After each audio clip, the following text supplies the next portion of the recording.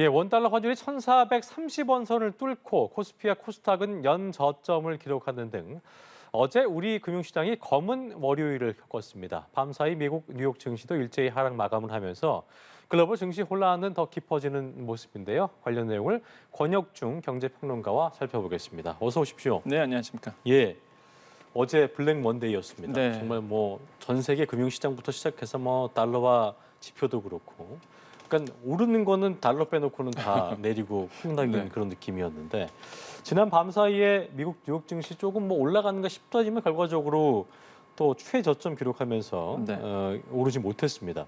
장 초반 반등이 좀 나오나 싶었는데 뉴욕 증시 끌어내린 요인부터 좀 짚어볼까요?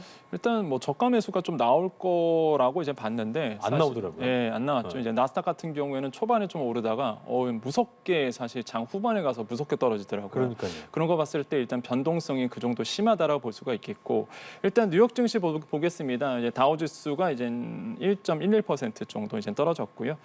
기술주 중심의 나스닥도 한 0.6% 정도 하락을 했습니다. S&P 500 지수 우량주 중심으로 봤을 때도 마이너스 1.03% 떨어지면서 전체적으로 뉴욕 증시 3대 지수가 이제 다 떨어졌다 이렇게 보시면 되는데, 다우지수가 이제 지난 1월 고점이었거든요. 이때 고점 대비 한 20% 이상 떨어졌어요. 엄청 떨어진 그렇죠. 거잖아요. 그러니까 20%. 약세장이죠. 이게 그렇죠. 베어마켓이라고 얘기하는데 이게 약세장으로 공식적으로 진입을 했습니다. 음. 그러면 그렇게 따진다고 하면 3대 지수 다 약세장이거든요, 지금. 그러다 보니까 지금 그 그 정도 나오고 있네요. 네, 그 정도로 사실 지금 3대 지수가 하락폭이 계속적으로 나오고 있다라고 보시면 되겠고, 그럼 아까 질문 주신 것처럼 이게 왜 떨어졌냐 이거죠.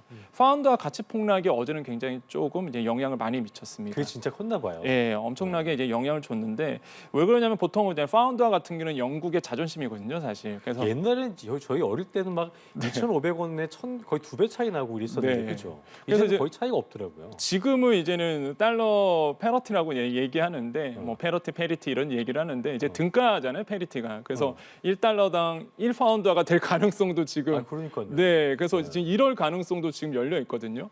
사실 이제 파운드화가 이제 달러화 대비해서 가치가 항상 높았었는데 이게 그 정도로 이제 영국의 경제에 대한 불확실성이 더 커지고 있다라는 이제는 징표로 이제 나오고 있는 것이죠. 예. 근데 왜 떨어지냐 이거죠. 파운드화가 봤을 때 영국이 지난 주말에 이제 50조 원의 감세안을 냈습니다. 그 뭐냐면 이 감세안 50조 원을 딱 냈는데 시장에서 어떻게 반응했냐면 영국 경제가 좀 불안하다.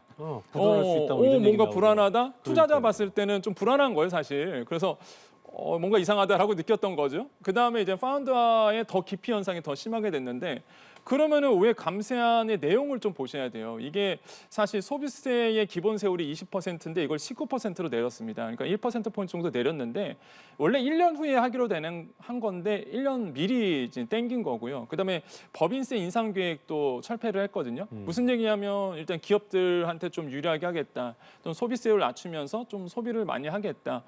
경기 살리기에 좀 나섰던 부분인데, 그렇죠. 근데 이게 오히려 투자자들 입장에서는 더 불안하게 느꼈던 거죠. 이게 경기 침체가 오니까 경기 침체를 대비하기 위해서 이제 영국 당국이 금융 경기 당국이 부양책을 쓴 거 아니냐, 네. 세율을 내리면서. 그러면서 이제 좀 불안해지고, 또 하나가 뭐냐면 그러면은 세수가 감소되잖아요. 그렇죠. 세수가 감소되면 일단은 중앙은행 입장에서는 아니면 정부 입장에서는 그 세수 감소폭에 대해서 어떻게 하면은 그 지출 삭감을 할 것이냐. 일단 세수가 감소되니까 어디에서 한 건 좀 줄여야 되잖아요. 그렇죠. 그 내용이 하나도 없습니다. 그러니까 우리나라 같은 경우에는 어디서 줄이겠다, 아니면 재정준칙이다 이런 얘기하면서 어디서 이제 지출을 좀 감안하겠다 이렇게 얘기를 하는데, 사실 영국 같은 경우에도 똑같은 이제 법인세 인상 같은 거를 철회도 하고 이랬는데 세수 감소폭에 대해서 어떻게 메꿀 것인지 한 얘기가 없다 보니까 곳간이 넉넉한 거 아니에요? 그렇지만은 않습니다, 지금. 그러다 보니까 지금 글로벌 투자 입장에서는 네. 영국을 떠날 수밖에 없는 거고, 그러면 이제 당연히 이제 가치가 자국 통화 가치가 일단 떨어질 수밖에 없는 거고요. 그래서 파운드화 가치가 많이 떨어진 상태. 그래서 이제는 조금 유럽발 위기 이렇게 말할 정도로 사실 좀 어제 장에서는 크게 영향 미쳤고, 그다음에 환율 시장에도 큰 영향을 이제 미쳤다라고 보시면 되겠습니다. 어쨌든 충격파의 가장 큰 원인은 킹달러 기조도 있겠습니다.만 네. 그 킹달러 기조도 그 여파는 파운드화의 폭락, 그 세율 인하로 인한 네. 그런 거라 보면 되겠군요. 어쨌든 이게 미국 시장이 이렇게 되면 전 세계 시장에 다 영향을 미치게 되고 국내 그렇죠. 시장에도 고스란히 전달되는 모습입니다. 뭐 투자자들 입장에서 요즘 일어나서 한다는 얘기가 한 게 어제 미국장 어쨌나 보는 게 네네. 첫 번째라고 하던데 그게 올라가 있으면 마음이 안도를 놓고 네. 떨어져 있으면 어떻게 또 시작할래나 뭐 이렇게 맞습니다. 불안해한다는데 코스피 코스닥 코스피 오늘 좀 전에 2200선 또 잠시 깼더라고요. 네. 그만큼 최저점을 갈아치우고 있는 상황인데 증권가에서는 뭐 여러 애널들마다 다르지만 2000선 깰 수도 있다는 예상도 나오고 있고 네. 뭐 이 예상은 뭐 신의 영역이겠습니다만 어떻게 각오를 해야 되는 거예요? 저는 2000선도 깨질 가능성도 높다라고 생각을 해봅니다. 그 시기적으로. 그렇죠. 이제는 일단 일시적인 어떤 조정을 받아서 일시적으로 이제 상승을 할 수는 있겠지만은 지금 뭐 매크로를 봐도 이제 거시 경제를 봐도 사실 증시에 전혀 유리한 상황은 아니거든요. 여기에 이제는 기업의 실적 감소까지 확인만 된다 그러면 뭐 이거는 말 그대로 이제 주가 곤두박질 칠 수밖에 없는 상황이다. 일단은 지금 시장이 워낙 안 좋다는 건 아마 아실 거예요. 그리고 특히 어제 이제 나스닥에서 봤듯이 변동성이 굉장히 심하거든요.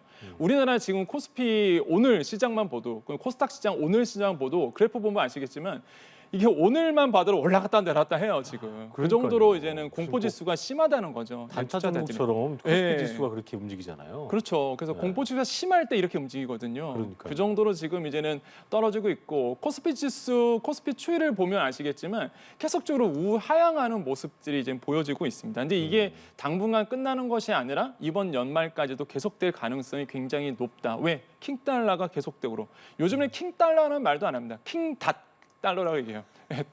그래서 가짜를 꼭 붙이거든요. 그래서 그 정도로 사실 뭐 달러의 영역은 신의 영역이 됐다라고 말할 정도로 그 정도로 이제는 달러를 많은 분들이 이제 많이 투자를 하시고 좋아하고 있고요. 그러다 보니까 달러에 대한 가치가 더더욱더 높아질 수밖에 없고 이런 상황으로 이제 갈 수밖에 없다는 것이죠.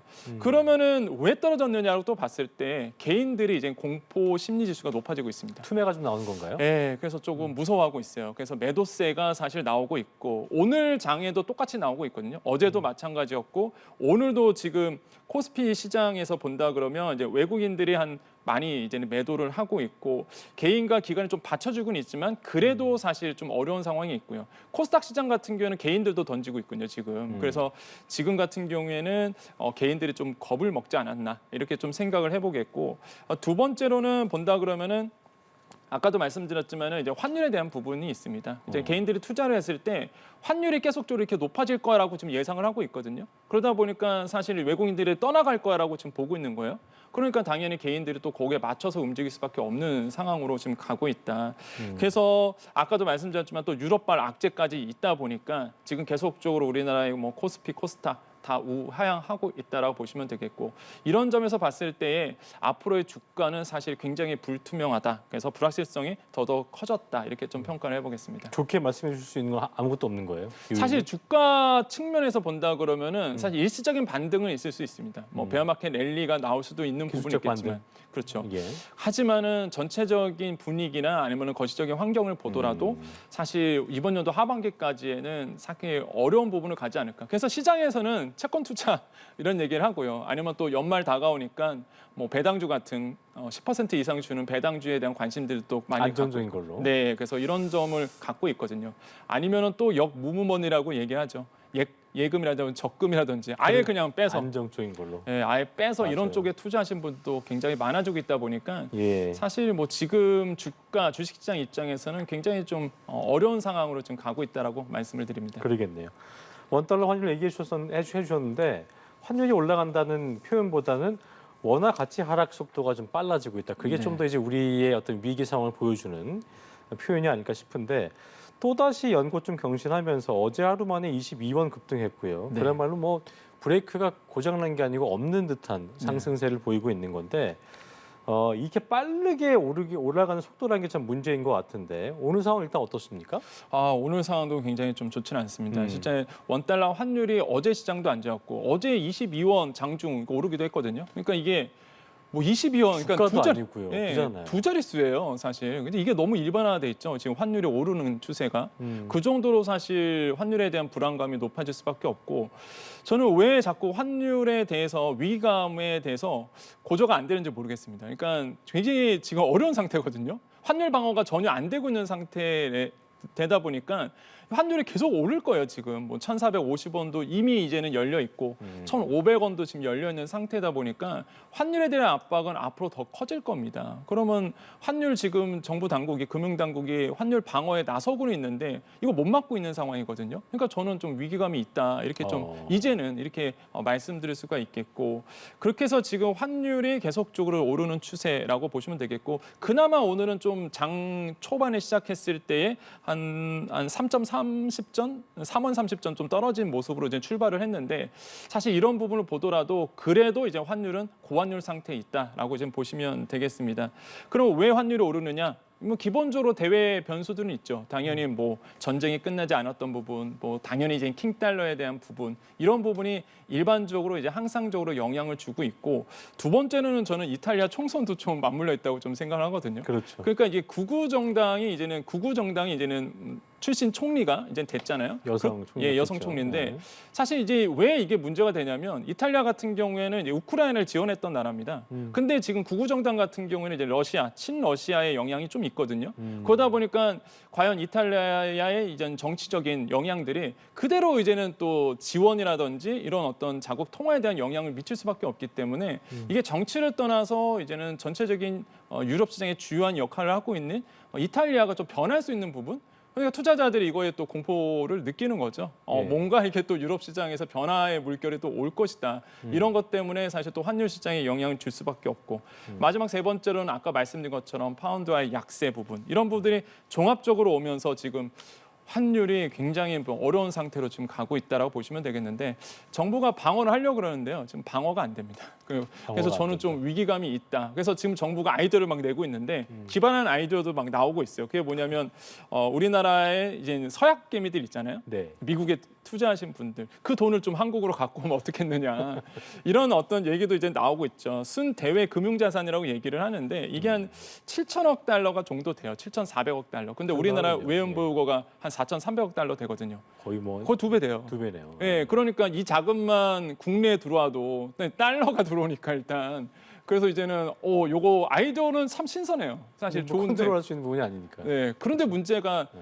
서학개미들도 지금 마이너스 치고 있단 말이죠. 그렇죠. 네, 지금 물린 거서학개미가 많을 거란 얘기죠. 예, 많죠. 네. 그래서 손절하고 과연 들어오겠느냐. 그렇죠. 현실적으로. 그래서 그런 부분도 보고 있다. 그래서 정부가 아이디어는 많이 내고 있는데 이제 현실화 가능성에 대한 부분 이런 것들이 좀 구체화되겠다, 돼야 된다라고 볼 수가 있겠습니다. 그렇군요. 높은 환율 때문에 물가 상승이 뭐 우려되는 건 뭐 어제 오늘 일이 아닌데 소비자가 예상하고 있는 향후 1년의 물가 상승률인 기대 인플레이션 이게 네. 이게 보니까 두 달 연속 하락은 했어요. 이달에는 보니까 4.2% 기록했는데 정부가 예상했던 10월 물가 정점론 이거 뭐 안정을 좀 기대해봐도 되는지 근데 지금 상황 보면 이게 기대가 될까 싶기도 하고요. 어떻게 좀 예상해 보겠어요? 아마 조만간 말을 바꾸실 것 같습니다. 제가 봤을 때는 물가 점정론을 이제는 한 달 전에 말씀하신 거고 이제는 제가 봤을 때는 아마 조만간 이제 말을 바꾸지 않을까 생각을 하는데 이미 뭐 한국은행에서 이 총재께서는 이제는 빅스텝에 대한 얘기를 꺼냈죠. 이것도 비슷한 상황입니다. 그러니까 변수가 없는 한 베이비 스텝 가겠다 하다가 이제 미국에서 변수가 생겼잖아요. 자이언트 스텝을 3번 연속 밟았으니 예상을 못했겠죠. 그래서 이제는 뭐 금리도 이제 베이비 스텝이 아니라 빅 스텝을 가겠다라고 이제는 얘기를 했잖아요. 마찬가지로 물가 정점론 이것도 추 부총리께서 하셨던 말씀인데 사실 이거는 이제 깨질 가능성이 전 높다. 그래서 물가 고점은 아직 확인되지 않을 것 같다는 생각을 합니다. 일단 미국에서도 물가 고점 확인 못했고요. 우리나라도 지금 정부의 바람대로 물가 고점은 확인되지 못하는 게 사실 유가가 떨어지는 부분은 그나마 낫습니다. 그죠? 근데 에너지 가격이 어느 정도 안정화되는 추세는 그나마 이제는 긍정적으로 볼 수 있겠지만 일단 아무리 강조도 지나침이 없는 거 역시나 환율의 문제입니다. 지금 기대 인플레이션 같은 경우가 지금 이제 고점 찍고 내려가는 추세 이제 그래프 보면 보시겠지만 기대 인플레이션 같은 경우가 이제 경기의 주체들 그러니까 이제 기업이나 가게가 1년 후에 이제는 물가 지수가 어떻게 될 것이냐 요거를 이제 예상하는 거거든요. 그래서 일단 기대 인플레이션이 고점 찍고 내려오고 있다는 거는 그나마 긍정적이에요. 그래서 이게 어느 정도 영향을 미치겠지만 그래도 제가 이제 얘기하는 것처럼 물가 고점은 확인이 안 될 거다라고 보는 게 환율 때문에 아까도 말씀드린 것처럼 환율 때문이라고 보시면 되겠고. 근데 궁금한 거는 이제 네. 그 아까 얘기했던 그 원인이 영국발 그 원인이었기 때문에 네네. 그게 갑작스럽게 나타난 거니까 또 좀 안정되고 내려오는 또 그 기점이 있지 않을까 싶은데 그런 건 아닐까요? 일단 유로화 같은 경우 유로화의 가치가 떨어지는 부분은 기조적인 현상으로 볼 수 있을 때 장기적으로 갈 것 같거든요. 그래서 이제 파운드와의 가치 하락은 제가 봤을 때 세수에 대한 어떤적인 이슈, 단기 이슈 때문에 어제 시장에서만 크게 영향을 미쳤고 전체적으로 지금 강달러 기조는 계속적으로 갈 것으로 갈 보고 거다. 있습니다. 그리고 이제는 달러 이외의 모든 그 자국 통화들은 지금 다 약세를 기록하고 있거든요. 그래서 여기서 보셔야 될 게 이거예요. 그러면 이제 우리나라가 수출이 잘 돼서 이제 달러를 좀 많이 벌어들이면 좋을 텐데 지금 우리나라만 워낙 약세가 아니라 뭐 엔화, 위안화 다 약세거든요. 그러니까 이게 사실 반감될 수밖에 없습니다. 수출이 아무리 잘 된다 하더라도 지금 뭐 수출 경쟁국인 중국이나 일본이나 같은 상황이 있다 보니까 그럼 수출에도 뾰족한 묘수가 안 생겨요. 그러면 장기적으로 이제 환율에 대한 압박은 더더욱 높아질 수밖에 없는 상황으로 갑니다. 그렇게 된다 그러면 역시나 물가 고점은 확인되지 않는다. 왜? 환율이 높아지면 가만히 앉아도 수입 물가 높아지거든요. 예. 그러면 수입 물가 높아지면 또 물가 자극합니다. 그래서 물가가 상대적으로 계속적으로 높아질 가능성이 크다. 그래서 결국에는 사실 지금도 이제는 대출 금리의 압박을 받고 있는 많은 그러니까 분들이 더 영향을 받겠죠. 다른 나라 같은 경우는 선진국들은 환율하고 뭐 물가 생각만 하면 되는데 뭐 트릴레마라고 하죠. 우리나라 입장에서는 가계 부채가 있으니까 맞습니다. 이게 금리를 확 올리려고 해도 네. 너무 큰 그 서민들의 부담으로 가중되기 때문에 네. 정부 입장에서 어떻게 선택해야 될지 참 고민되겠네요. 그러니까 지금 정확하게 말씀하셨는데 우리나라는 시한폭탄 하나 갖고 있어요. 그러니까요. 그러니까 이제 정부 금융당국이 뭐 정책을 짜려고 그래도 사실 가계부채가 딱 걸려버려갖고 부인할 수 없는 부분이기 때문에. 예, 가계부채가 딱 걸리다 보니까 사실 금리를 쉽사리 못 올리는 이유가 있거든요. 지금 시장에서는 비판을 많이 합니다. 금리를 더 파격적으로 한 번 더 올려야 되는데 사실 한국은행에서 금통에서 머뭇거리는 부분이 있거든요. 그게 결국에는 가계의 부채 때문에 사실 이제 머뭇거릴 수밖에 없는 상황이에요. 그래서 만약에 가계 부채의 어떤 압박만 없었어도 우리나라의 그 금통위에서 금리 인상에 대한 부분 지금의 이제 갭 차이가 많이 벌어질 것으로 보고 있는데 이제 미국 연준 따라서 더 많이 올릴 가능성이 있거든요. 그래서 오히려 많은 분들이 이제 미국 금리를 따라간다 이렇게 표현하는데 또 어떤 일각에서는 왜 따라갈 필요 뭐가 있느냐 선제적으로 팍 올려라. 올려야 된다라는 목소리도 나오고 있을 정도로 사실 그렇지 못하는 이유가 가계부채의 문제가 항상 걸렸기 때문에 그렇다. 그래서 아마 금융당국이 굉장히 딜레마에 좀 빠져 있다고 생각을 해봅니다. 알겠습니다. 지금까지 경제읽기 권혁중 경제평론가와 짚어봤습니다. 오늘 말씀 고맙습니다. 네, 감사합니다. 예.